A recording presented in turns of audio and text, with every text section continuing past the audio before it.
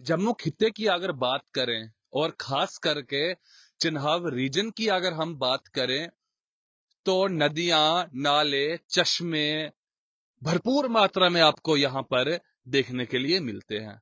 हालांकि आप अगर अपने उधमपुर एरिया में जाएं, वहां पर भी आपको बहुत सारे चश्मे, बोवलियां देखने के लिए मिलती हैं, लेकिन ये पहाड़ी क्षेत्र है तो इस क्षेत्र में आपको सबसे ज्यादा चश्मे देखने के लिए मिलते हैं और नदियां देखने के लिए मिलती हैं। उसमें से अगर आप तवी की बात करें, सूर्यपुत्री तवी की, तो वो भी भद्रवाह के कैलाश कुंड से स्योज के रास्ते से होकर जम्मू में प्रवेश करती है। उसी में अगर आप इस चंद्रभागा की बात करें, जिसका कि प्राचीन चंद्रभागा से इसका नाम अस्कनी हुआ करता था। अस्कनी के बाद चंद्र और भागा, दो नदियां जब मिलती हैं तो ये आगे चंद्रभागा के नाम से इसको जाना जाता है। और आम लोगों की अगर बात करें तो चन्हाव के नाम से इसको जाना जाता है। लेकिन अगर इसका आप इस समय पानी का लेवल अगर देखें, पानी का इसका स्रोत अगर आप देखें तो बिल्कुल कम हो चुका है। आपको पीछे उपले वाले डोडा के लिए जाने वाला रास्ता आपको दिखाई देगा। ऊपर डोडा के लिए जाने वाला रास्ता, जो पुल आपको यहां से दिखाई दे रहा है, इस पुल के साथ बिल्कुल पानी टच करता था, यानी कि थोड़ी सी जगह रहती थी कि पुल को पानी टच होने में। लेकिन अगर इस समय आप बात करें, और ये विषय कोई ऐसा छोटा मोटा विषय नहीं है, विषय ये गंभीर है। आप अगर देखें तो पानी बिल्कुल कम हो चुका है। अगर आप नजर डालें, आप सभी लोग जानते हैं जो यहां से आना जाना करते हैं हाईवे से, तो ये सारा एरिया चिन्हाव के अंदर, इस पानी के अंदर रहता था। हालांकि इस समय में नदियां सूखती हैं क्योंकि बर्फ की मात्रा कम हो गई होती है और ठंड रहती है। लेकिन अगर आप बात करें, अगर आप ध्यान दें तो गर्मियां हो चुकी हैं, पहाड़ों के ऊपर बर्फ भी थोड़ी बहुत पड़ चुकी है, लेकिन वो बर्फ इन नदियों को, उन चश्मों को भरपूर पानी की मात्रा देने में इस समय सक्षम नहीं है, क्योंकि ना ही बर्फ उतनी गिरी और ना ही बारिशें उस हिसाब की हुई। अगर आप पिछले 1-2 साल से देखें, इस साल तो कुदरत तो बिल्कुल ही परिवर्तन कर गई है। जिस प्रकार की बारिशें, जिस प्रकार की बर्फ इस समय यहां रहती थी, आज अगर आप मौसम की बात करें तो भद्रवाह काफी ठंडा मौसम रहता है भद्रवाह में। हालांकि डोडा में भी ठंडा रहता है, लेकिन भद्रवाह में ज्यादा ठंडा मौसम रहता है। लेकिन वहां की चिंता की बात यह है कि सिर्फ एक बार घाटी में बर्फ गिरी, और इसका कारण मुझे लगता है कि ग्लोबल जो वार्मिंग हो रही है उसके कारण इतना परिवर्तन हो रहा है। अगर वार्मिंग की बात करें तो उसमें सिर्फ गाड़ियों की ही बात नहीं है। उसमें आप गाड़ियों की बात करें, उसमें आप अगर जो दरख्त काटे जा रहे हैं, पेड़ पौधे काटे जा रहे हैं, जंगलों की जो सफाई हो रही है, लगातार आप देखते हैं सूत्रों में रहता है अपना वन विभाग कि फलान जगह पर इतने दरख्त काटे, फलान जगह पर इतने दरख्त काटे, उसके कारण भी सर्दी कम हो रही है और बर्फ नहीं गिर रही है।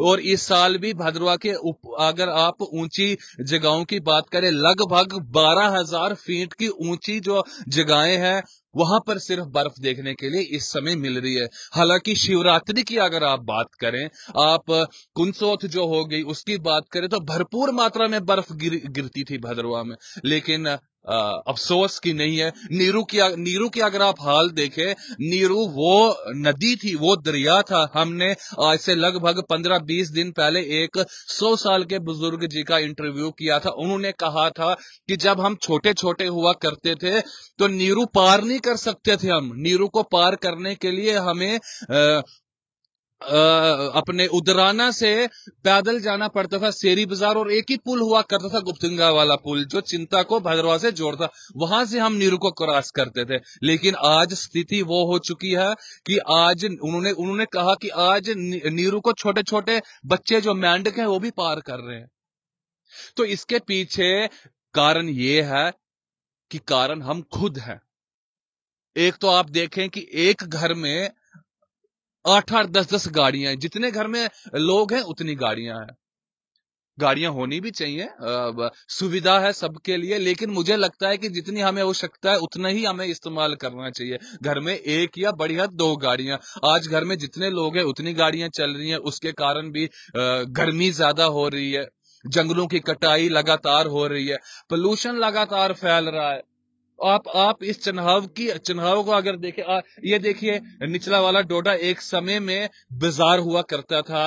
यहाँ पर लोग आते थे, आने जाने वाली बसें यहाँ पर रुकती थी, काफी व्यापार का एक बड़ा स्थल था ये। लेकिन इस समय आप देखिए सुनसान पड़ चुका है। ये घर, आधे से ज्यादा ये घर इस चुनाव में डूबे रहते थे। लेकिन इस समय अगर आप देखें तो वो पुराना रास्ता आपको यहाँ से बिल्कुल साफ दिखाई दे रहा होगा, जो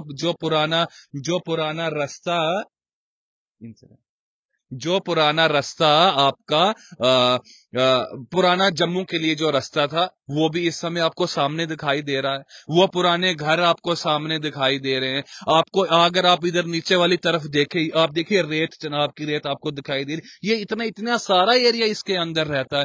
पार अगर आप देखें, मैं अपने सहयोगी से गुजारिश करता हूं आपको दिखाने की कोशिश करें, अगर आप पार नजर डालें, पार वाली तरफ, आपको दिखाई दे रहा होगा कि कम से कम, यहां से अगर मैं अंदाजा लगाऊं तो कम से कम 30 फीट तक का पानी कम हो चुका है। हालांकि यहाँ पर डैम की वजह से भी पानी चढ़ता और बढ़ता रहता है, लेकिन आप वहां पर अगर नजर डालें, पुल के पास अगर आप नजर डालें, तो एक समय में जब कभी बारिशें होती तो खतरे के निशान यहाँ पर दिखाई देते हैं। लेकिन इस समय आप देखिए यहाँ पर पानी का बिल्कुल स्रोत कम हो चुका है।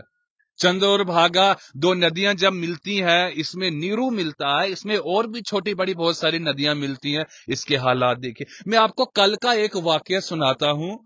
कल मैं एक मंदिर की स्टोरी करने गया। रेंडा में एक मंदिर है, प्राचीन शिव मंदिर है। वहां पर एक प्राचीन चश्मा है, बड़ा ही सुंदर चश्मा है। मैंने सोचा मंदिर के साथ साथ में चश्मे के बारे में भी बताया जाए कि प्राचीन चश्मा है, और बड़े अच्छे से बुजुर्गों ने उस चश्मे को बनाया है। उसके जो पत्थर लगे हैं, बहुत अच्छे से उसको सजाया गया है। लेकिन आप यकीन नहीं करेंगे, रेंडा के निवासी भली भांति जानते हैं, मुझे 1 लीटर की बोतल, आपके पास जो बोतल रहती है गाड़ी में, मिल्टन की बोतल, 1 लीटर की बोतल भरने में मुझे 25 मिनट लग गए, 25 से 26 मिनट। आप सोचिए फिर उसमें कितना कितना पानी चल रहा है। और वो चश्मा था जिसमें पूरे रेंडा के निवासी वहां से पानी भर कर ले जाते थे। सरोल बाग के लोग वहां से पानी लेकर जाते थे, और आने जाने वाले पर्यटक जब वहां जाते वहां पर पानी भरते थे। लेकिन अगर आपको 1 लीटर की पानी की बोतल भरने में आपको 25 मिनट लगे, 27 मिनट लगे, तो ये तो चिंता का विषय है। आप बाकी चश्मों की भी बात करें, पुराने जो चश्मे हैं, वासुकीनाग मंदिर जी के पास चश्मा है, आपका लक्ष्मी नारायण टेम्पल के पास चश्मा है, आपके परनाला में 15 चश्मे हैं। अगर आप उन 15 चश्मों के भी इस समय देखें हालात, तो बिल्कुल पानी बिल्कुल सूख चुका है। लेकिन अब इतनी बातें, इतना ही जो मैंने आपको बताया, इसके पीछे का कारण बस यही है कि इसके ऊपर ध्यान हमने देना है। एक तो हमने, देखिए, गाड़ियों का उपयोग सबने करना है, मैं भी करता हूं, आप भी करते हैं, लेकिन उतना ही उपयोग किया जाए ताकि गाड़ियों का पोल्यूशन न फैले, गाड़ियों के साथ जो गर्म हो जाता है माहौल, वो ना हो। जैसे जम्मू में आप देखते हैं कि गाड़ियों के कारण, जम्मू में या प्लेन एरियाज में आप देखें तो गाड़ियां चलती हैं, तो जब आप सिटी वाली तरफ होते तो कितनी गर्मी आपको महसूस होती है। और वहीं जब आप कंडी इलाके में जाते हैं, थोड़ा आप अपने जम्मू शहर से थोड़ा सा बाहर बनतलाव वाली तरफ जाते हैं, तो आपको वहां पर थोड़ी सी राहत देखने के लिए मिलती है। वो गाड़ियों के साथ भी ग्लोबल वार्मिंग हो रही है, इसके साथ साथ में पेड़ों की कटाइयां जो हो रही हैं, सबसे बड़ा विषय वो है पेड़ों की कटाइयां। पेड़ों की वजह से ही पानी, जमीन में पानी जाता है, और वो ही चश्मों से बाहर आता है, और वो पानी हम पीते हैं। स्वच्छ जल होता है, शीतल जल होता है। लेकिन अब इसके ऊपर हमें ध्यान देना है, और थोड़ा सा अपनी नीयत को साफ रखना है। जब नीयत आपकी साफ होगी, उन फसलों का काम करना है। उन बुजुर्ग ने मुझे कहा, मैंने उनको ऐसे ही पूछा, जिनका मैंने इंटरव्यू लिया था, आपने देखा होगा, 100 साल से ज्यादा उनकी एज है। उन्होंने उन्होंने कहा कि मुझे लगता है कि इसलिए भी बारिशें नहीं हो रही है कि लोगों को अब जरूरत नहीं है, लोगों ने अपनी जमीनें लगानी छोड़ दी। तो बारिश होती थी तो जमीनों में फसल होती थी, फसल से हम फसलें जब होती थी तो हम वो भोजन खाते थे, अच्छा भोजन करते थे। लेकिन हमने जमीनें लगानी छोड़ दी, हमने अपने पुराने जो हमारे काम थे, जो सदियों से चलते आ रहे थे, हमारे बुजुर्ग वो काम करते थे, वो सब कुछ हमने छोड़ दिया। तो मुझे लगता है कि ऊपर वाले ने भी सोचा होगा कि यार इनको तो बारिश की आवश्यकता नहीं, तो छोड़ो, क्या करना है बारिश को। तो वही मुझे लगता है कि आने वाले समय में बोतलों का पानी पीना पड़ेगा। तो अपने जो हमारे बुजुर्ग जो काम करते थे वो भी हमने साथ साथ में करने हैं, और अपनी इस भगवान की दी हुई धरोहर, इस धरती का, इस अपने भद्रवाह का, इस चंद्रभागा का, जम्मू का, पूरे हिंदुस्तान का हमें ध्यान रखना है, इसको पोल्यूशन मुक्त बनाना है। इसमें हमने जितना हो सके हमारी तरफ से हमने पूरा का पूरा योगदान देना है। बने रहिए हमारे साथ, तब तक के लिए नमस्कार।